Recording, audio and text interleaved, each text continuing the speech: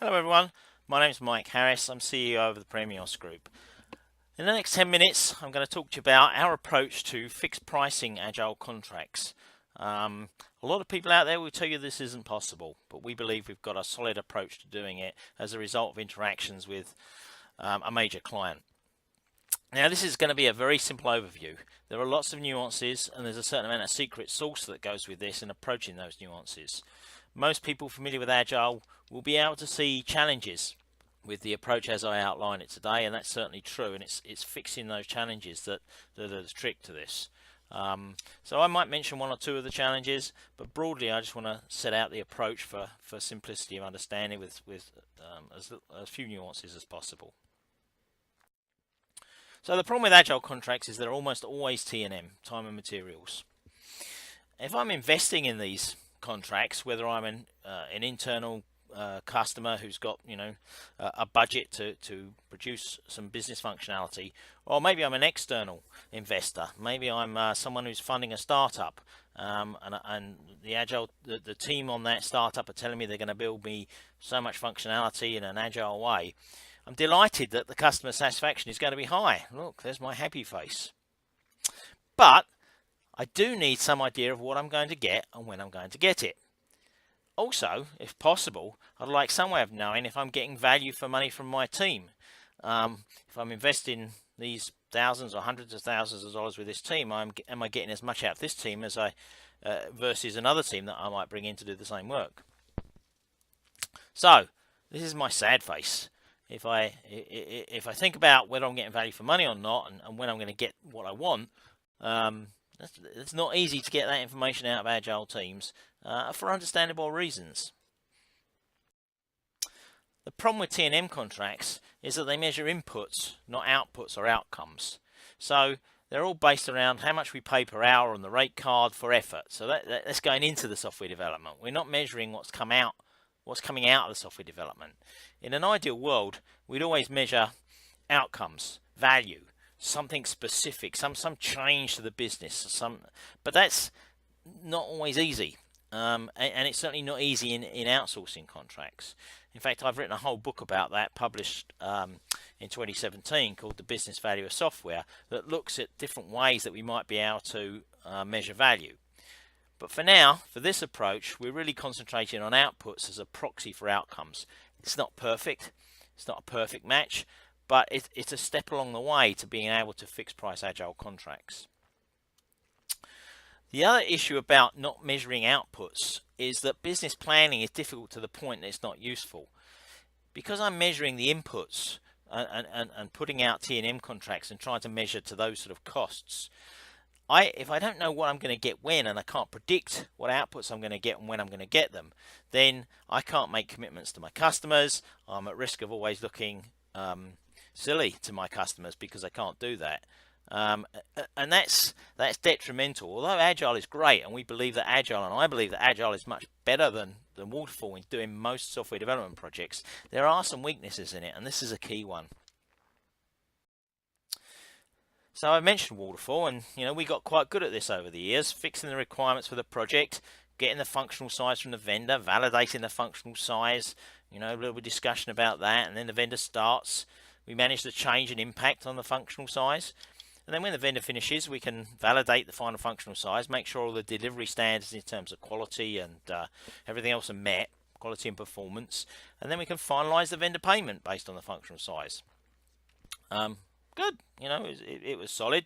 We've been doing this for years, and it gave us a vehicle for actually measuring outputs and holding the vendors accountable. So for Agile, we could do exactly the same. We could fix the requirements for the project. Well, actually not. So my Scrum team would come in here and they would say, hang on a minute, we can't fix the requirements for the project. That defeats what Agile is all about. Agile is the solution to the problem on those waterfall projects, that fixing the requirements for the project was the biggest problem. Change happens, change to the external environment. We also have emergent requirements that come about when the customers see what the software can do. So, to say that we can fix the requirements of the project is never going to work in an Agile environment, and we don't want it to. We want to maintain that flexibility, that room for innovation. So what do we do?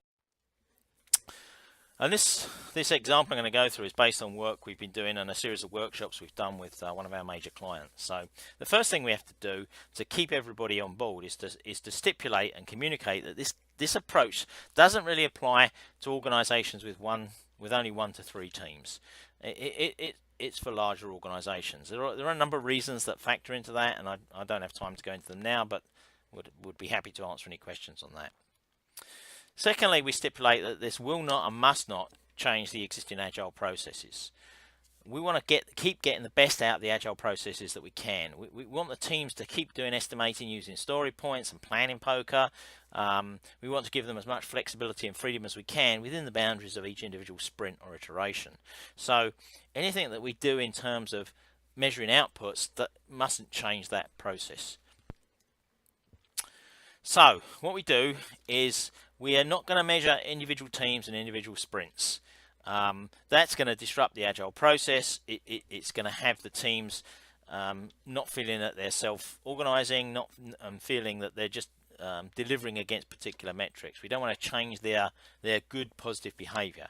So we come up with an aggregation model. We look at a team. If we were using a SAFe model, this would be called a program increment, but to generalize it, we're going to call it an aggregate. So an aggregate consists of X teams and Y sprints. Ideally, the teams are working on similar value streams, so similar type of work, similar environment, or at least even if they're not working on similar things, it's consistent things. So, and that's where a value stream comes in. So this would be the concept to cash type value stream, a particular product, a particular services. You know, in a bank, it might be all the teams working in the mortgages group, for example. Then we need to pick the right number of sprints, and I like to connect this back to the calendar and sort of say, you know, let's have the number of sprints that we're doing monthly or the number of sprints we're doing quarterly. My preference is to do quarterly, so maybe the aggregate is perhaps 6 2-week sprints, which gives us 12 weeks, which roughly corresponds with quarterly. We should also note that better to have fewer teams rather than too many teams, so that you can actually get, when you start to see changes in the metrics that we're taking, you can actually get inside the teams and do some root cause analysis. If there are too many teams, then that's going to be a problem. So we have a sort of a minimum size of teams, number of teams, and a rough maximum number of teams. And you know, the trade-off is that some organizations might have more aggregates, so they might have X teams times Y sprints multiple times over. So better to have more aggregates than try to cram too many teams into one aggregate. One of the advantages of this approach is that by aggregating in this way, we take out a lot of the nitty-gritty of trying to measure at the sprint boundary and across one team, because there's inevitably bleeding of stories from one sprint to another. Can't be helped. You can certainly measure it, and that's a worthwhile metric to track in its own right, but that's not what we're talking about here. We want to try and get an aggregate where we can align the number of sprints with some organizational process that might be you know, regular quarterly releases or something like that. Of course, we still want to release on demand as far as the teams are concerned, but there needs to be some release management that goes into that as well. So here's our aggregate, X teams times Y sprints. Now let's step aside for a second from our basic process and look at how we can fix the cost, because that's what we want to truly fix the price. So there are some aspects of large Agile contracts that we can leverage at the aggregation level that it's much harder to leverage at the individual team level. So if we can aggregate it up into a big enough block, then we can look at the time and materials we're paying as a fixed cost. So let's imagine that we have 6 teams. Maybe there's 40 known roles on that team. So the individuals on the team may be stable, they may not. The individuals may be changing in and out. But generally, broadly speaking, for that period of, say, you know, 1 quarter, 6 sprints, the number of roles is pretty stable, and certainly if we're paying T&M, we know what the fixed rate cards are. So plus or minus 5% for our aggregate, we have a fixed cost. And I'll share an example with that in a second.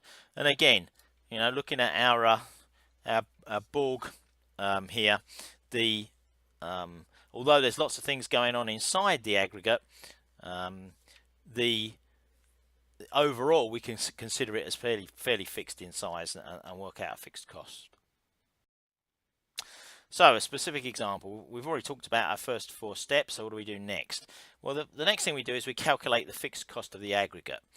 Again, the fixed cost of all those people working on those teams for those sprints. Let's say it's, for our example, let's say it's $400,000. Now what we want to do is to measure the delivery rate of each aggregate. So every 12 weeks we measure the output, the functional output of each aggregate. Let's say we can measure that in such a way that it equates to 1,000 points. And I want to make an important point here, which is these can't be story points. The story points that the teams are using are their own. They're unique to the team that are coming up with them and using them for planning poker. You can't aggregate them across multiple teams. So we have a way of producing a much better, internationally standardized way of calculating and measuring these points. So again, that's some of the secret sauce. So we measure the delivery rate of the aggregate. By doing that, we can establish a unit cost for each aggregate. So in this case, for this aggregate, $400,000 divided by 1,000 points means we've got a cost of $400 per point. Now, as we're establishing our fixed pricing model, we want to measure this over a few aggregates. Now, one of our clients actually fixes this number up front. They ask specify the points and get their vendors to tell them what the cost per point is going to be. That's certainly one approach. More typically, you would measure the fixed cost and you'd measure the delivery rate over a number of aggregates in order to get to a point where you can establish that there's stability and you can come out with a good average, or perhaps even a range. A range is equally appropriate. So once we've got this unit cost, and as we look forward, we can use that unit cost as a guide for fixed priced Agile, combined with incentives and penalties if appropriate. So let's look at a more detailed example. If we were just using time and materials pricing, we'd be using this input pricing model. So our vendor, let's say our vendor is staffed by 5 scrum teams. They're providing us with 5 scrum teams, each with 7 members for a total of 35 people. The price per person, average price per person per week is $1,000. Then the total price per week is $35,000. Of course, there'd be a range of different prices for different roles and so on and so forth, but I'm simplifying it to that. Now let's say that we choose 6 2-week sprints as being our y-axis. So we know we've got 5 teams, we're going to have 6 sprints. So our aggregate is made up of 5 teams and 6 sprints with this particular vendor. So the baseline time and materials cost is $35,000 per week. So for 12 weeks, that gives us $420,000 for the overall aggregate. Great, we've got it, fixed price, lovely. The problem with that is that, what are we getting for that price? It's not really fixed price because we haven't got a fixed price per unit of delivery. We don't know what we're going to get for that fixed price. We've nicely paid for these 35 people to keep themselves occupied for 12 weeks, but what's the commitment on their side to actually deliver? So let's look at how the output pricing would change that.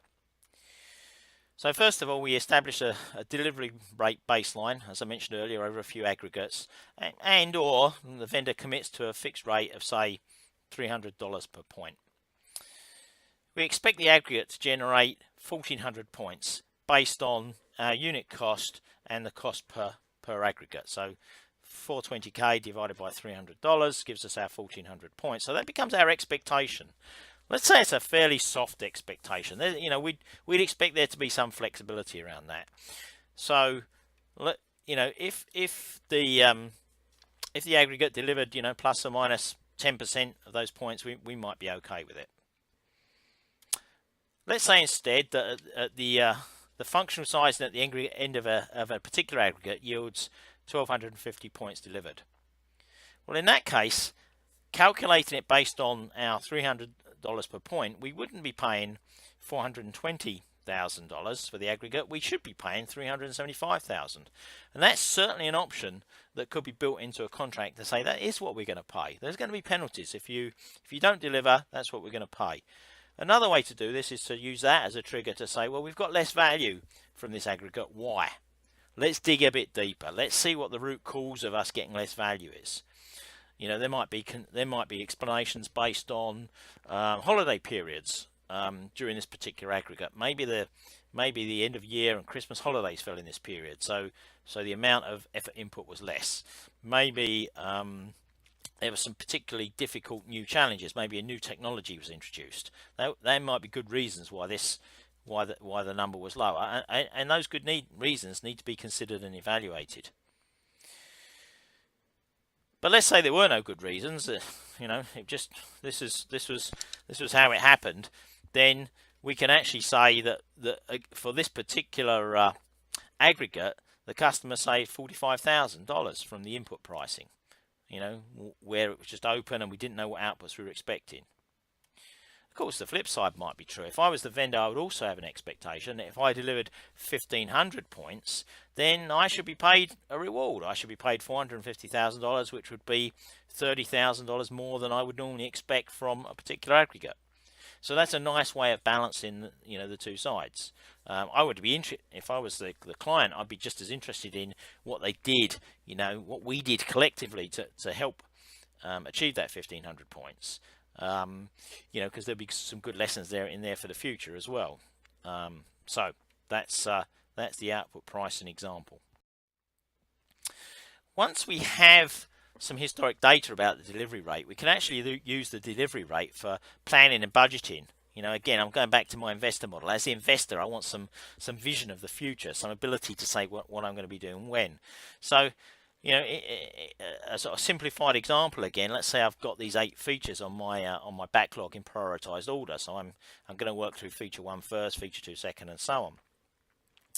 And let's say that the first 5 features are my minimum viable product. Well, how many points have I got in my minimum viable product? I've got 5,100 points. And of course, there's an assumption here that I can actually put some sort of size against these features from the descriptions I've got ahead of time. So I haven't done any discovery. There's lots of room for variation, but I can broadly size the features. And we actually have an approach where we break down features into epics and numbers of stories and so on. But again, that's part of the secret sauce.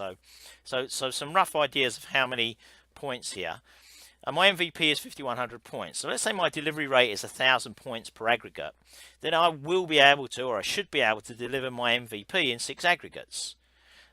And guess what? That's only going to be, I'm going to have 5,100 points delivered with a delivery rate of essentially 6,000 points across those 6 aggregates. So I have some wiggle room. I could leave that as contingency, or I could look a bit further down my my product backlog, and I could look at, say, feature 7 for 200 points, and maybe I could add that in. It would still leave me some room for contingency, but I could also have an expectation that I'd get my MVP plus feature 7.